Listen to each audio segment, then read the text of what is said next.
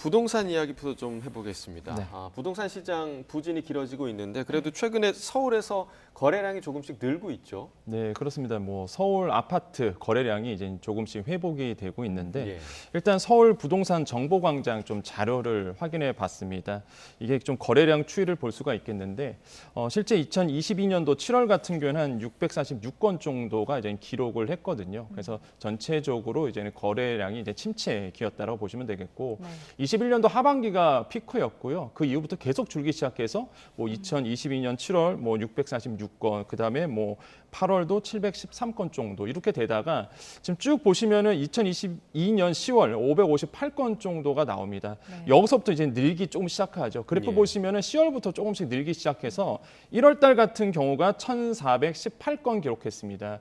처음으로 다시 한번 이제 1,000건 정도가 이제 거래량이 좀 회복이 됐다고 보시면 되겠고, 요때가 왜 거래량이 좀 늘어났냐 그러면 정부가 이제 13 대책을 내놨었죠. 그 13 대책에 보면 규제 지역이 좀 완화가 됐습니다. 그다음에 이제 대출도 풀어줬고요. 세금 완화도 나왔었어요. 전방위적으로 부동산 규제 완화가 발표됐기 때문에 이러한 분위기에서 서울 아파트 거래량이 이제는 다시 한번 늘기 시작했다고 보시면 되겠고, 2월이 한 2,400건 정도, 3월이 한 3,900건 정도. 그래서 4월 지금 5월 8일 신고까지 본다 그러면 4월의 거래량이 한 2,139건 정도가 이제는 되고 있는데, 뭐 취득세 같은 경우는 취득 신고는 한 60일 내에 해야 되기 때문에 더 거래량이 늘 것으로 지금 보고는 있습니다. 그래서 전반적으로 서울 아파트 거래량은 지금 늘고 있고, 거래량이 는다는 얘기는 사실 부동산 시장의 바로미터거든요. 그러니까 거래량이 는다는 얘기는 분위기가 좀 달라지고 있다라는 것을 증명하기 때문에 이러한 부분에 대해서의 어떤 유동성 이런 것들이 좀 변화되고 있다라고 좀 생각을 해보겠습니다. 예.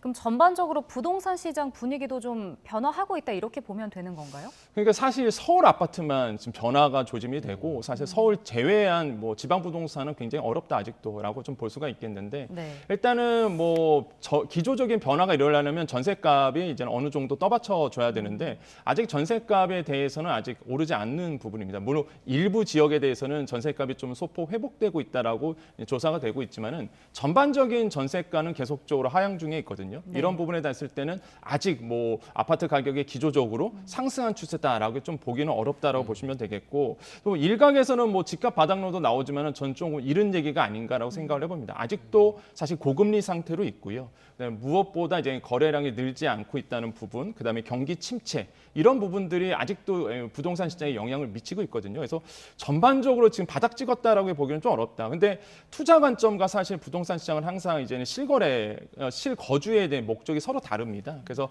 어떤 자기의 목표를 가지고 목적에 따라서 아파트 시장이라든지 부동산 시장을 따로따로 보시는 게 좋겠고요. 지금 분위기는 양극화가 너무 심한 부동산 시장이다. 그러니까 인기 지역만 있고요. 비인기 지역은 뭐 관심도 없는 그런 시장으로 지금 부동산 시장이 흐르고 있다고 생각하시면 되겠습니다. 네. 여전히 또 위험 요소가 있다라고 짚어주셨는데 네. 그럼에도 불구하고 전국의 아파트 분양가는 또 상승을 하고 있더라고요. 네. 특히 소형 아파트 분양가가 좀 많이 올랐죠. 그렇죠. 소형 부동산이 좀 오른다는 얘기는, 그러니까 분양가가 오른다는 네. 얘기는 사실 청년 세대, 그러니까 내 집 마련하시는 분들에게 좀 아픈 소식이 예. 있는데, 일단은 뭐 청약홈 자료를 봤습니다. 일단 평당, 그러니까 3.3 제곱미터당 가격을 봤는데 2022년도에는 이 3.3 제곱미터, 그러니까 한 평이라고 보겠습니다. 평당 한 1,521만 원 정도가 됐었습니다. 그러다가 23년도 4월까지 본다 그러면 이게 1,699만 원으로 올라섰거든요. 11% 전국 부동산입니다. 전국. 그래서 전국 아파트의 평균 분양가고요. 이 11% 올랐고요. 그다음에 전용 60제곱미터 이하, 그러니까 전용으로 본다면 18평이고요. 예. 공급, 우리가 보통 공급으로 얘기하기 때문에 흔히들 25평 정도 예. 이렇게 보시면 됩니다. 요게 지금 전국 봤을 때 1,938만 원 정도가 됐었어요. 이게 2022년도에. 그러다가 2003년도 4월 기준으로 본다 그러면 2,300만 원 정도 되면서 21%나 이제 증가를 했습니다. 근데 표를 보시면은 뭐 작년과 21%라고 보잖아요. 사실 이게 2017년도, 그러니까 문재인 정부 있기 전과 비교를 한다 그러면 96%로 오른 거거든요. 소형 평수가. 그러니까 그 정도로 사실 뭐 소형 평수의 분양가가 2017년 대비해서 그 정도로 올랐다. 이게 정말 좀 아픈 소식이죠. 특히 이 소형 부동산이 분양가가 올랐던 이유가 사실 신도시에 이제는 분양을 본다 그러면요. 대부분의 일반 물량이 30평대가 많습니다. 그러니까 20평대를 짓진 않아요, 요즘에. 그 신도시 같은 경우. 그러다 보니까 20평대에 대한 희소성 이런 것들이 높아지면서 사실 분양가가 좀 높게 책정되는 부분도 있고요.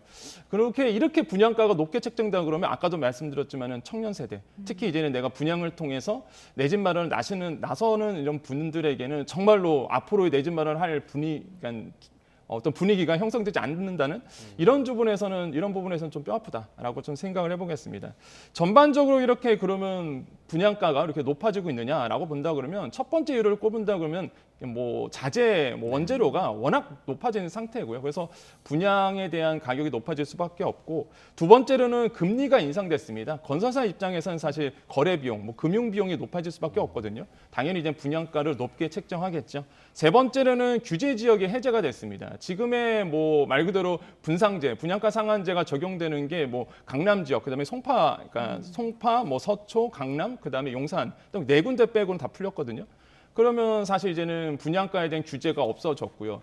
무엇보다 이제 많은 분들이 이제 모르시는데 허그를 하고 있습니다. 주택도시보증공사에서 고분양가 관리 지역을 규제를 해제했습니다. 그렇게 된다 그러면 과거에 사실 분상제가 해제되더라도 이 보증을 안 들어주면 사실 들어올 수가 없거든요. 많은 분들이.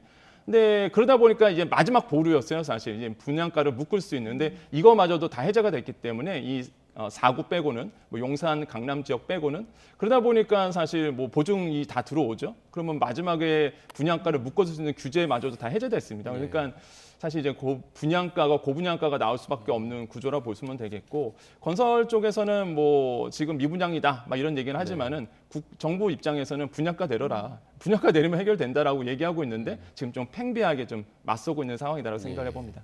근데 지금 부동산 시장이 완전히 회복이 안 됐는데 뭐 말씀하신 요인 때문에 분양가가 올라버리면 미분양도 그렇고 지역별로 양극화는 더 심해지는 것 아닌가요? 그렇죠. 지금의 부동산 시장의 중요한 이슈는 양극화입니다. 그러니까 인기 지역만 지금 분양이 잘 되고요. 인기 지역이 아닌 데는 분양 자체가 안 되거든요. 특히 서울 지역에 인기 있는 지역은요. 뭐 몇십 대 1로 나올 정도로 정말로 인기가 많습니다. 그런데 지방 부동산은 아직도 물량이 너무 많고요. 그러다 보니까 양극화가 더 일어날 가능성이 굉장히 크다라고 보시면 되겠고 5월에 분양 물량이 더 늘어날 것으로 보고 있습니다. 그럼 미분양의 사태가 뭐 지금 현재 진행형이다 이렇게 보시면 되겠습니다. 네.